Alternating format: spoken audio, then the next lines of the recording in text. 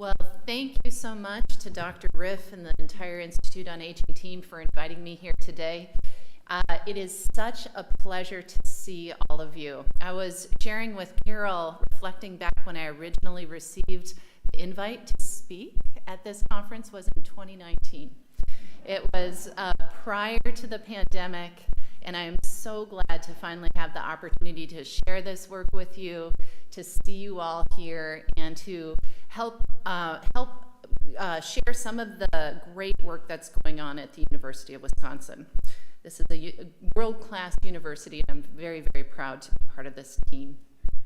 So starting off with some funding disclosures, I received funding from the National Institutes on Health, including an institute in the National Institutes on Health called the National Institutes on Aging. This is the primary aging funder within our government, within our federal government, and it is funded by so many of the tax dollars that you have contributed to our world, so thank you for that. I also received funding from the National Institutes on Minority Health and Health Disparities and the Alzheimer's Association. So the fundamental question that our team wrangles with and struggles with and tries to answer is a profound one. So in the United States, if you live in a place that looks like this, your health is apt to be very good. You typically have access to some of the latest and best medications. You can get into a hospital and get the best cutting-edge treatments. You typically live longer and have fewer diseases. However, if you live in a place that looks like this, your outcomes are much, much different. Your life is much shorter, you're more apt to be diagnosed with a disease, and you're more apt to have severe complications of those diseases. And of course, I could list those diseases, but it's just about every disease you can think of has disparities in this area. I am a brain health doctor, I'm a memory clinic doctor, I'm a geriatrician by training, and we can certainly say that Alzheimer's disease and brain health disease disproportionately impacts individuals who live in places that look like this. So ultimately, the big picture and one of the most profound questions that faces us as a society is, what do we do about this? Health is not distributed equally within our society. It is not equal for a whole host of reasons, and we desperately need solutions. So this is not going to be a talk describing the problem. You've seen the headlines. You all know quite a bit about this already, I'm guessing. What we're going to be focusing on instead is understanding why these differences in health disparities happen and how we can get to a point of solution.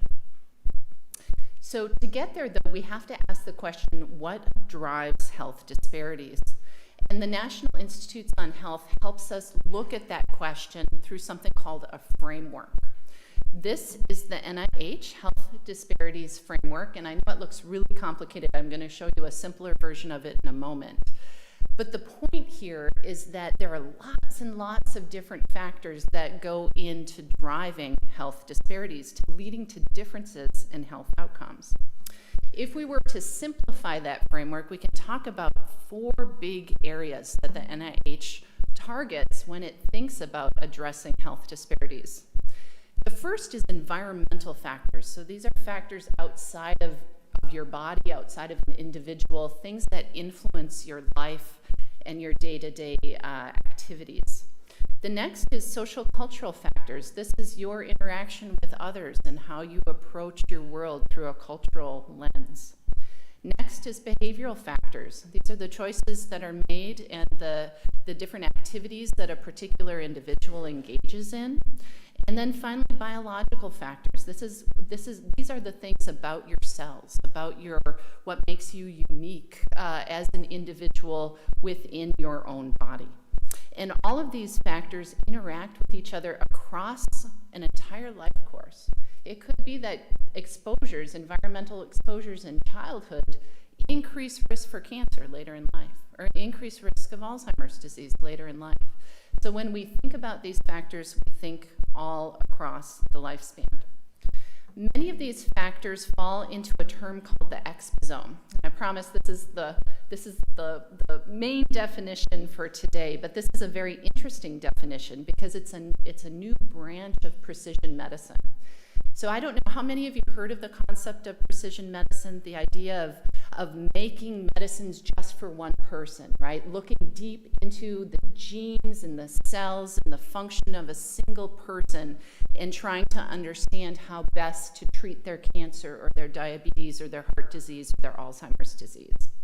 Well, this concept of the exposome is realizing that a single person lives within a world, right? We all know this.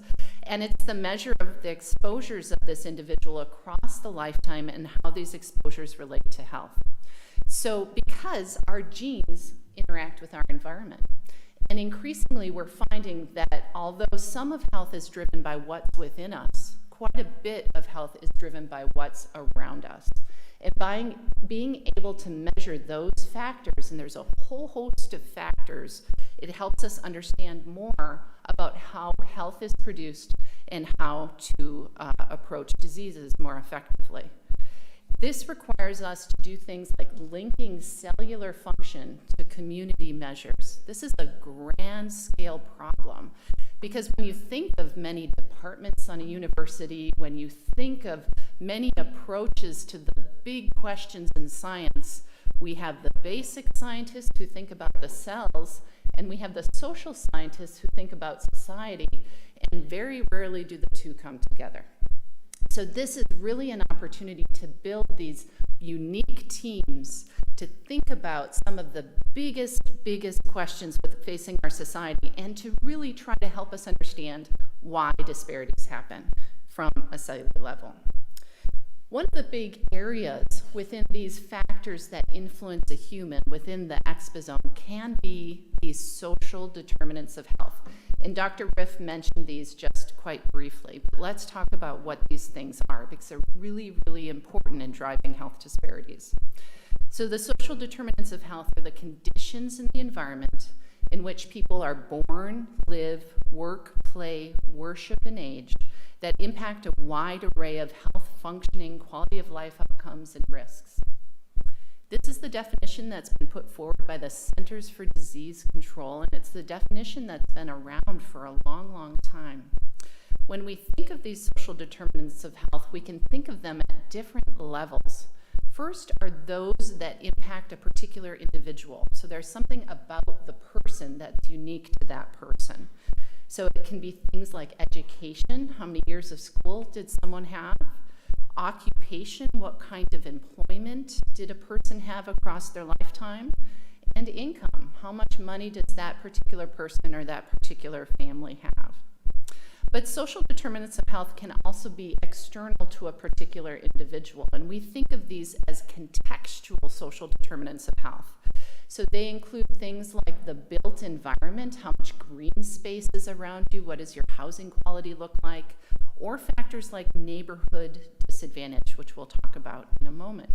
And these are factors outside the biological human. But you know, the interesting thing about these external factors, again, these exposomal factors, the factors that are outside of the person, is that they are critically important in impacting health.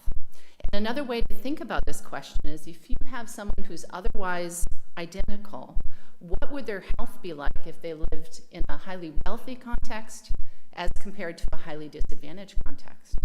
What happens across a life course in these two different environments? And of course, this becomes very, very important in the United States because the environmental context links so strongly to structural inequities within our society, things like systematic racism. So this is a map from the 1930s. This happens to be Philadelphia. And this map is showing something called redlining. How many of you heard of the concept of redlining? Okay, so many of you have. So for those of you who haven't, redlining was a practice adopted by the financial sector, governmental sectors, banking sectors, others, that decreased someone's ability to access equity, loans, other financial resources in order to invest into their community, to invest into their homes, into their housing, into their neighborhoods. And this was often done in a geographic way, leading to the term redlining. So these red areas on the map in Philadelphia If you lived in one of these red areas and you went to the bank to try to get a loan to try to fix up your house or start a business, you were typically denied just because of where you lived. Now, if you lived in one of these bright blue areas, you had a much better chance of getting that loan if you walked into the bank. And unfortunately, these red areas on the map were primarily Black neighborhoods within Philadelphia and within many inner city urban settings. Some legacies of these types of practices continue into this day, but we see echoes of redlining even now when we measure neighborhood disadvantage across the full U.S. Context becomes critically important for health as well. And one of the best studies to tell us about this is the Moving to Opportunity study. Now, this was a really interesting study. It was a natural experiment that happened during the Clinton administration.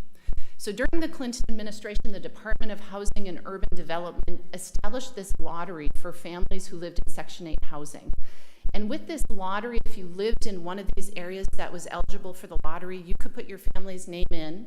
And if you were very lucky, you got a voucher to move out of typical Section 8 housing into slightly better, slightly more wealthy contexts.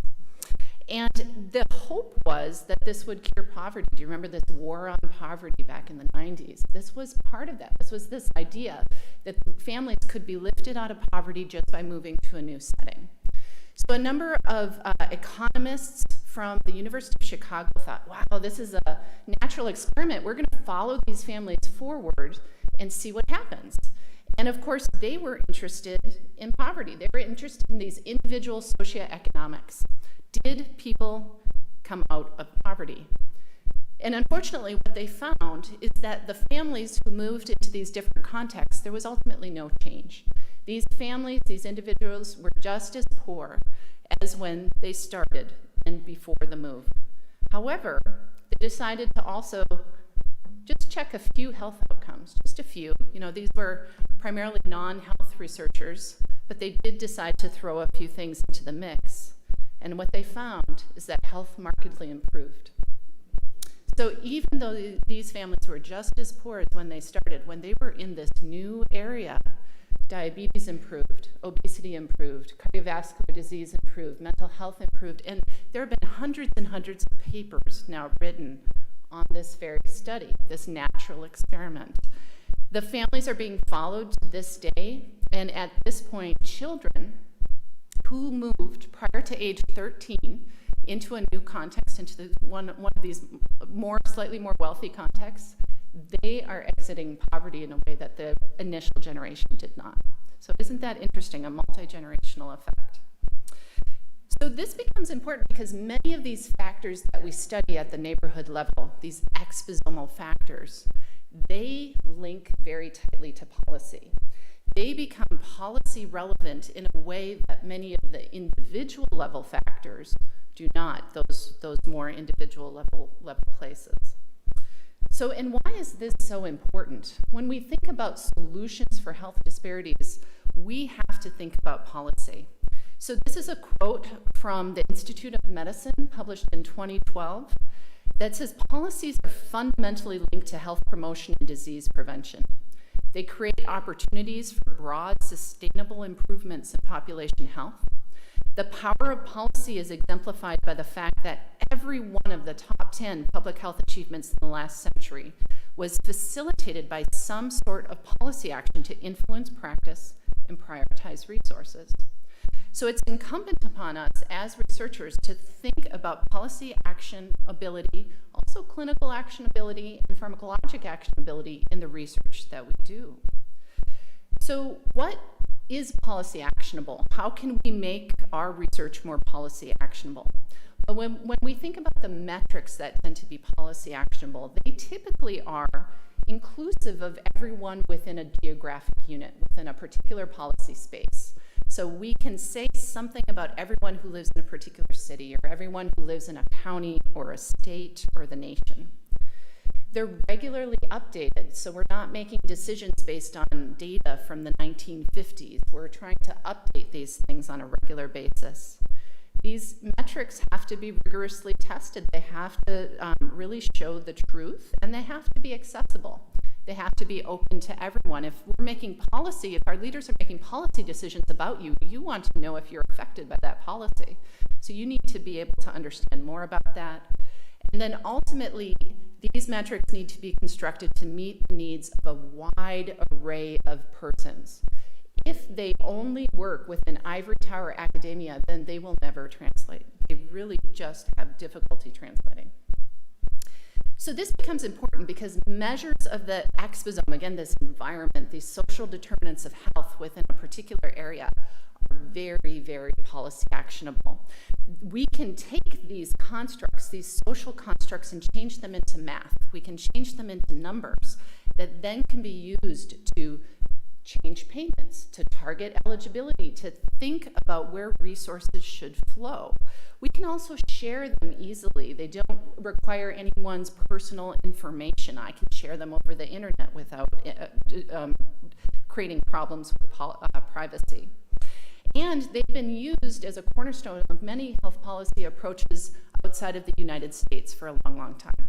The World Health Organization, Mexico, Canada, Australia, most of Europe, many other countries use these types of metrics in order to target scarce resources to areas of greatest need.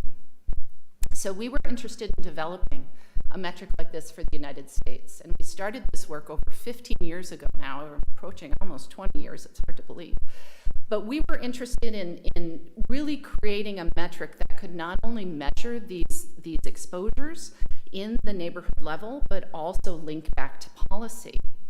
And so we started working with a metric called the Area Deprivation Index, which was originally built by a part of the US government called the Health Resources and Services Administration back in the 1980s, long, long time ago, over 3 decades ago. It needed a ton of updates. The data wasn't updated. The pathways weren't quite right. And ultimately, it only at that time measured the county level. So we updated the metric over many grants, over many years. We validated it with partners across the United States, and we refined it down to the census block group level or neighborhood level. And let me show you why that's so important. So I'm talking to a Wisconsin audience here. You will appreciate this county. So this is Milwaukee County. This entire map on this slide is one county. Now, when you think about the county rankings, I'm sure you've all seen those. Milwaukee County is always listed as one of the most challenged counties, which is true. However, if we use a much more precise geographic estimate, measure, and do these micro-targeting measures to understand exactly where areas of greatest disadvantage lie, these areas of neighborhood disadvantage, what we find is that inner city Milwaukee has a cluster of profound neighborhood disadvantage. Those are the red areas on this slide. And they're surrounded by those bright blue neighborhoods. You see those? Those are some of the richest neighborhoods within the state of Wisconsin. And if we were only to measure this as a county level, you miss that variability, you miss those differences. So having this level of precision makes all the difference. These metrics have been used by researchers across the United States. I'll show you examples of those in a moment, but back to the redlining here. That metric that I just showed you for Milwaukee, as well as the full US, it echoes onto these patterns of redlining. It's a measure of structural inequity, and in the United States, structural racism. But of course, the power here is we can do this for the entire United States. We can measure every neighborhood within the US, including Puerto Rico and the District of Columbia. And when we measure those neighborhoods, the more disadvantaged ones, again, are red on these maps. They tend to lie within urban core areas, similar to Milwaukee.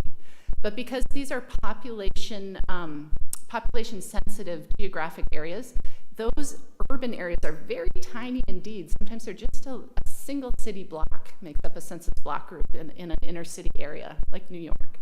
In the rural areas, they can be very, very big, because in order to get 500 or 1,500 people in a block group, you need a much larger geographic area. So when you look at this picture, your eyes are being drawn to the rural areas that are affected, okay?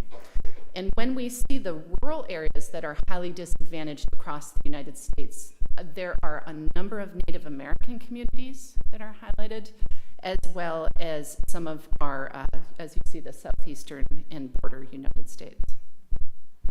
So we've been sharing these metrics out with researchers since 2018 through our tool, the Neighborhood Atlas, which I'll show you in just a moment.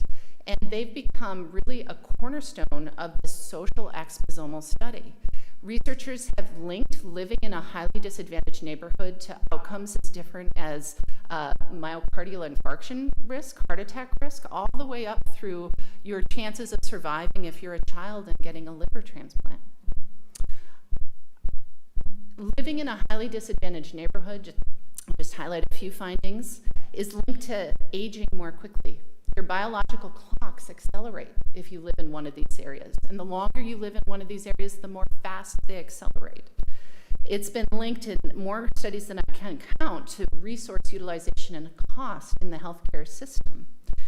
It's linked to later diagnoses and less comprehensive ability to access diagnostic care. Through some work done by Dr. Andrea Gilmore-Bakowski right here in the University of Wisconsin, working with stakeholders within inner city Detroit, she found much greater challenges in accessing social services. And some study out of a group out of Yale, showed not only did people live shorter lives if they lived in one of these neighborhoods, but they needed more support, they needed more nursing home care, they needed more in-home care, so they were more disabled in those final years of their shorter lives. Our group has been linking these metrics to brain health. We've been very interested in how living in a highly disadvantaged context across a life course may influence one's risk of neurodegeneration and Alzheimer's disease later in life. And so I'll show you just a few studies. There's many, many more, but just to give you a taste of what's going on here at the University of Wisconsin. So our group is pioneering a lot of this work and leading the field, which is very exciting. This was a study out of the RAP study. I'm guessing some of you are involved in the RAP study, perhaps. But these are individuals who were in the RAP study and were completely cognitively normal. They had no troubles with their brain function. But they got pictures of the brain, these MRIs, these very detailed pictures of the brain, and we looked at where these individuals lived, and then we compared those individuals who lived in highly disadvantaged neighborhoods to those who lived in more wealthy contexts. And this is a slide from a picture that was published in a paper, a journal called JAMA, the Journal of American Medical Association, which is a top-tier JAMA journal. This is the neurology version of that journal. And basically what this picture showed is that individuals who are living in these most disadvantaged contexts, not only did they have brains that showed differences, that had brains, there we go, that had brains that were smaller in total volume, but they also, their memory centers, the hippocampi, the seat of the memory was also smaller for these individuals who lived in the more disadvantaged contexts.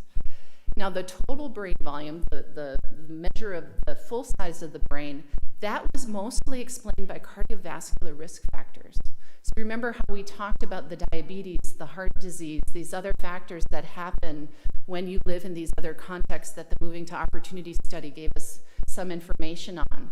That seems to be happening, and it seems to be very important for the brain. However, the hippocampal, that seat of memory, that was not explained by cardiovascular factors. There's something else going on there that may leak into childhood. And so others have been using this work. This is a study out of Columbia, out of the New York City area.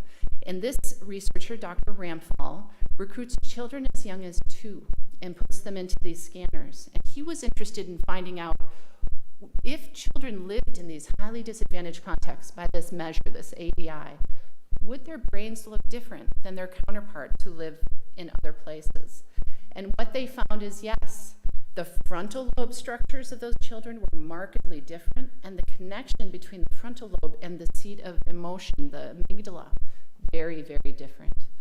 Even after they control for a whole host of other factors that are controlled for in these areas. So you could say, well, those are interesting, but that's just one time point. What about across time? So this is a study in which we looked at the brains of individuals who enrolled in a study 10 years at the 10-year point and followed them forward for 10 years backwards, and then followed them forward for 10 years.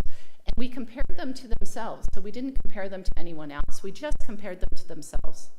And what we found is that those individuals who lived in those most disadvantaged contexts, their brain shrunk faster, they had faster cortical degeneration, and they had more rapid loss of subtle differences in their cognitive function. So there's something about living in these neighborhoods that we really need to research. But in the field of Alzheimer's disease, so much depends on tissue. It depends on looking at tissue under a microscope. And unfortunately, many of our brain banks, many of our biorepositories, they are run by scientists who haven't really thought about including social factors. Many of these tissues are exquisitely described from a biological basis, but we know nothing about them from a social basis. So we were interested in finding out, could we add those social factors to these tissues? So we partnered with the University of California, San Diego. And part of the reason we chose them is their brain bank goes back to the 1980s. So we can start working with tissues that had been donated a long time ago. I guess not that long ago, but long enough in science. And there was no social factor characterization available at all. But what we had was their autopsy report. On that autopsy report, it has a name and an address.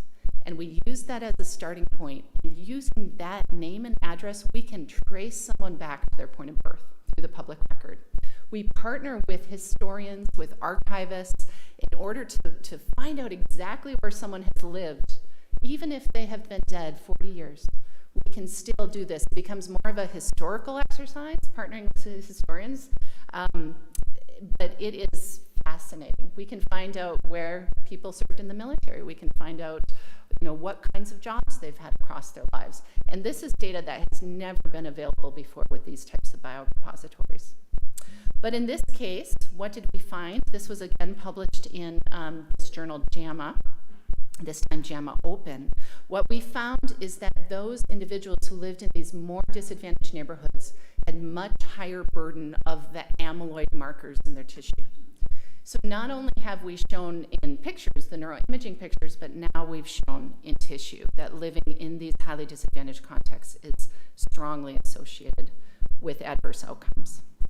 So the National Institutes on Aging was very excited about this. They thought, wow, if we can start understanding more about the basic biological mechanisms underlying these health disparities, could this open the door to new cures, new therapies, new social policy? And so we submitted this study. It's called the Neighborhood Study. We were so thrilled that it was funded just last year. And it's led by myself and Dr. Barbara Benlin, a neuroscientist from our School of Medicine and Public Health. And this is the largest study ever undertaken of its type within the social exposome field, particularly using brain bank decedents. We will have over 10,000 brain bank decedents, which is a huge number for this type of study. And we'll be partnering with 22 Alzheimer's disease research centers across the United States. You can see those red stars where they're located. This is a $28.5 million R01. And just last week, we were just awarded another $7.9 million in order to move this forward more quickly. The NIH wants this field, and they want it as quickly as possible. We talked a little bit about that already, but let's get back to the policy piece since we're running short on time. So you remember we talked about these metrics need to be inclusive of all persons, they need to be updated, they need to be tested, but they need to be accessible and they need to be understandable.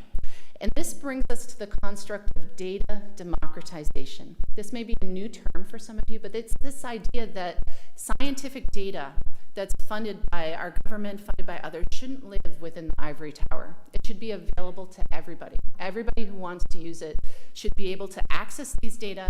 They should be able to understand these data regardless of their education level. And for so long, to be quite honest with you, you needed a PhD or a team of PhDs and doctorates and advanced professionals in order to work with these types of data.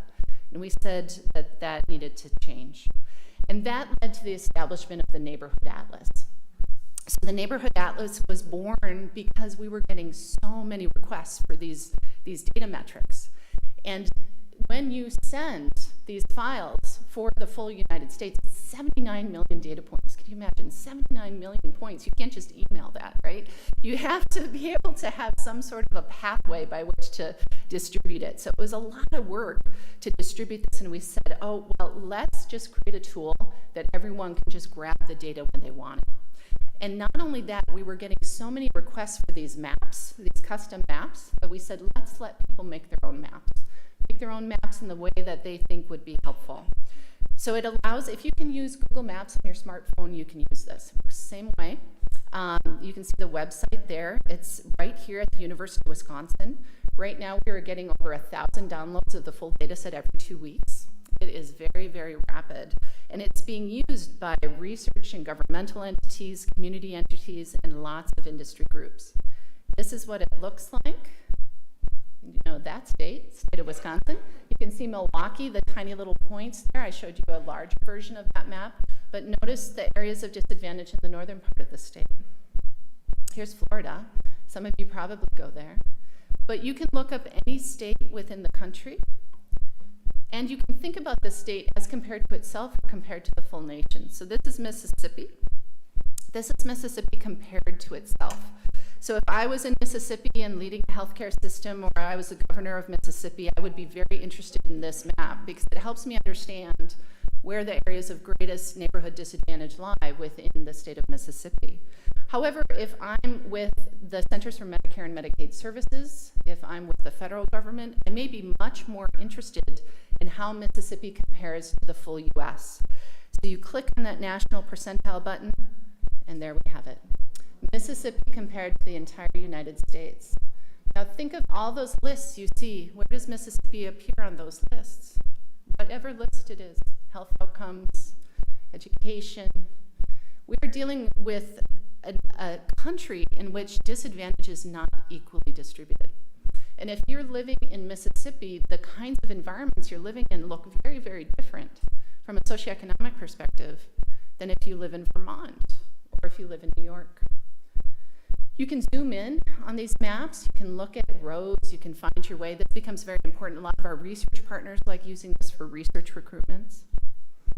And so the use of this tool has been really pushed forward by a whole host of research groups. So the National Institutes on Aging, National Institutes on Health are using these metrics and putting them into a lot of the resources that they produce. We've worked closely with the National Cancer Institute to be able to link the metrics in, and the Child Health Institute, lots and lots.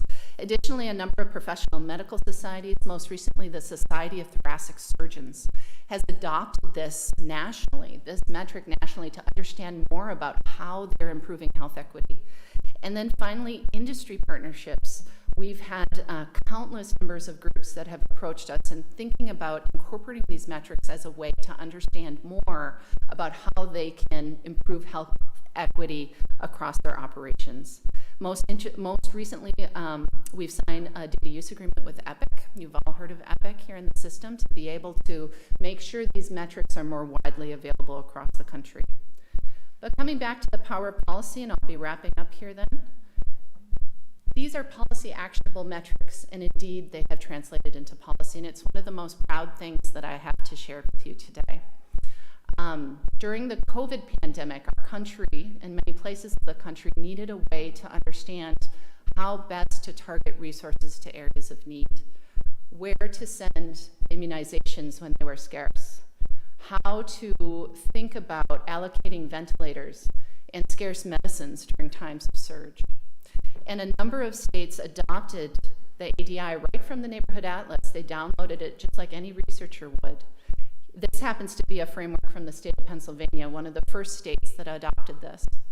And in Pennsylvania, they use a mathematical approach to decide who gets a scarce resource. It's something called an algorithm, a complicated mathematical construct. But everyone in that field and many in my health disparities field know that many of these algorithms tend to be biased, fundamentally biased against certain racial and ethnic groups, against certain socioeconomic groups. And so because of that, they said, well, if you live in Pennsylvania, you live in one of those red areas on the map, according to Pennsylvania's map, you had a better chance of receiving resources. You had a better chance of receiving a ventilator. You had a better chance of receiving a scarce resource.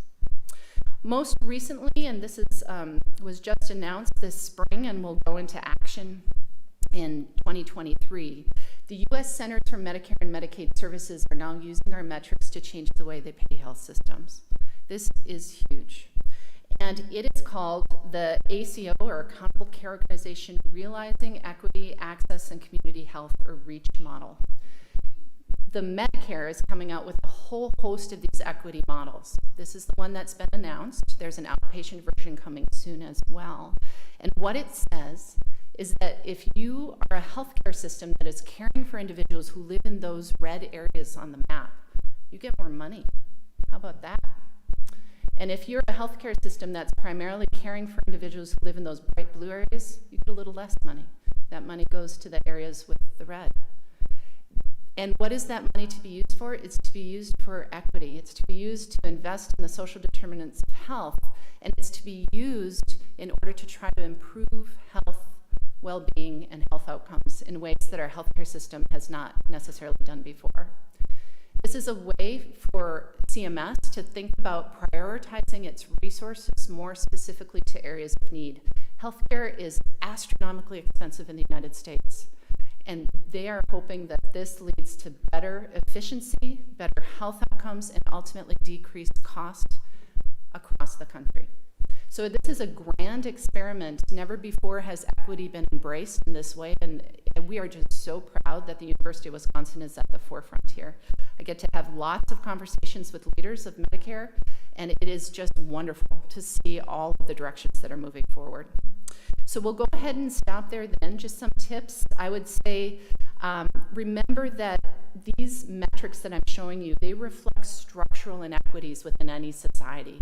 If I were to show you Germany, if I were to show you England, if I were to show you Mexico, it would reflect the history and structural inequities within those societies as well. But in the United States, structural inequity and structural racism end up promulgating many of the metrics outcomes that we see. And then finally, the Neighborhood Atlas is available to you. If you want to look things up, feel free. It's completely free. You can Google it, take a look. So this work wouldn't be possible without a whole host of people, some of whom are in the room today, actually, and a whole host of funding from the National Institutes on Health. We're fully NIH funded. Our wonderful collaborators through the neighborhood study that represent 22 very top-tier institutions across the country. And then finally, the Center for Health Disparities Research, which is the home of the Neighborhood Atlas. It is a center that's housed at the School of Medicine and Public Health in the Dean's Office, and we're so very proud to be able to support this work and the work of many other researchers as we move forward. So I've gone a tad over time, but thank you very, very much, and I appreciate you being here and here for questions.